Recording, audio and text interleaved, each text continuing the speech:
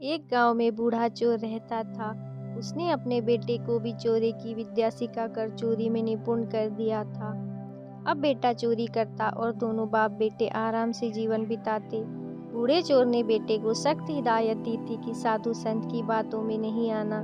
एक दिन चोर के बेटे ने सोचा, क्यों न राजा के महल में ही हाथ साफ कर लिया जाए, और वह महल की ओर बढ़ गया।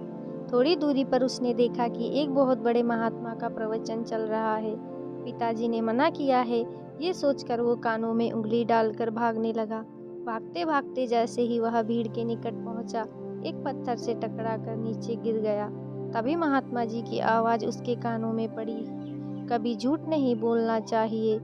जिसका नमक खाओ उसका कभी बुरा मत सोचो। जो ऐसा करता है ईश्वर उसको सदैव सुखी बनाए रखता है। वह तुरंत उठा और चोरी करने राजा के महल की ओर चल पड़ा। महल पहुंचकर जैसे ही चोर ने दरवान को पार करना चाहा, तुरंत दरबान ने पूछा, कौन हो तुम?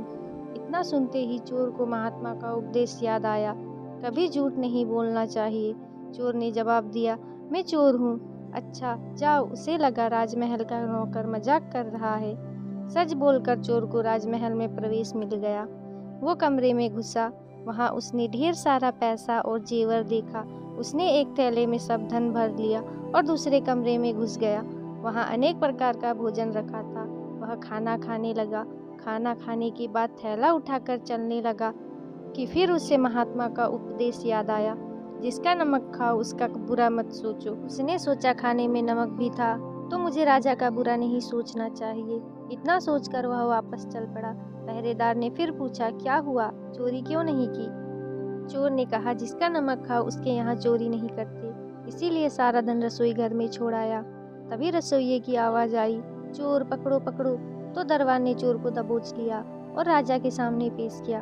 पूछने पर राजा के सामने चोर ने कहा कि मैंने तो सत्य कहा महाराज जी कि मैं चोर हूँ, किंतु मैंने आपका भोजन खा लिया। जिसका नमक खाते हैं वहाँ चोरी नहीं की जाती, अतः मैं धन छोड़कर भाग रहा था। चोर के उत्तर से राजा बहुत प्रसन्न हुआ और उसे अपने यहाँ नौकरी दे दी। राजमहल से घर जाकर चोर ने अपने पिता से कहा, देखिए पिताजी, महात्मा की बात मानने के कारण ही आज मुझे दरबार में नौकरी मिली। महात्माओं के प्रवचन से सभी का कल्याण होता है।